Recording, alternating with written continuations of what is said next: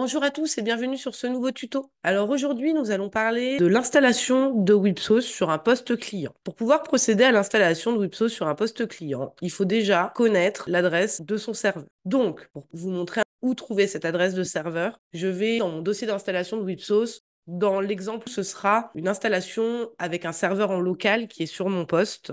Mais ce sera exactement les mêmes manipulations qu'il faudra faire pour pouvoir avoir l'adresse de votre serveur si vous ne le connaissez pas. Si vous allez à la pêche aux informations, il faudra aller dans le dossier d'installation sur un poste qui est déjà installé dans ces programmes CMITEL multiplateforme avec le nom de votre société. Et il faudra vous rendre dans le dossier qui s'appelle cmitel.ini.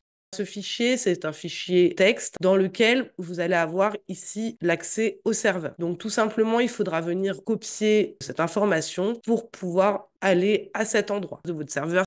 Ici, vous allez vous retrouver dans un dossier d'installation. Donc là, j'ai une installation en 64 bits et la possibilité effectivement de l'installer en 32 bits.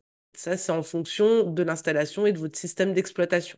Donc je vais me rendre dans le dossier CMI installation 64 bits et je vais double-cliquer sur le install.exe à cet endroit-là.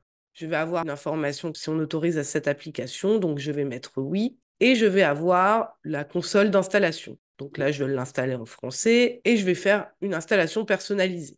Donc, c'est où il va l'installer. Ici, je vais l'installer dans un sous-dossier qui s'appelle tuto CMI, suivant, et l'installation va se faire. Il faut un petit peu patienter et ensuite, on pourra mettre les droits au niveau du dossier pour avoir accès à Wipsos. Sachez qu'au niveau SQL, les prérequis pour pouvoir installer Wipsos, c'est effectivement d'avoir un domaine. Donc, lorsque vous allez vous connecter pour la première fois au niveau de l'application Wipsos sur le poste, l'utilisateur au niveau de la console SQL va venir se créer automatiquement. Donc, au niveau SQL, il n'y a rien à faire. Donc, on va laisser l'application continuer à s'installer. Je vais décider de placer une icône sur mon bureau et mon installation est faite.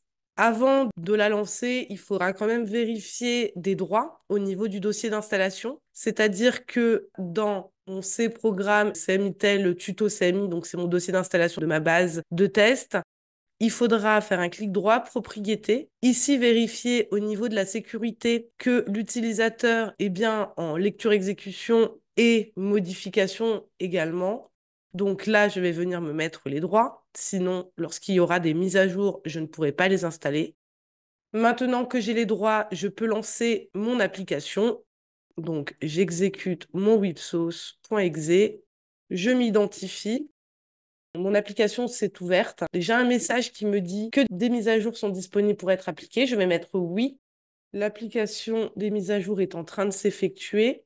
Nous avons donc Wipsos qui nous demande de nous reloguer. Wipsos s'est bien réouvert avec les dernières mises à jour qui ont été installées. Voilà. J'espère avoir été clair concernant ce tutoriel. N'hésitez pas à nous joindre à la hotline si vous rencontrez des questions concernant cette installation. Bonne journée à vous. Au revoir.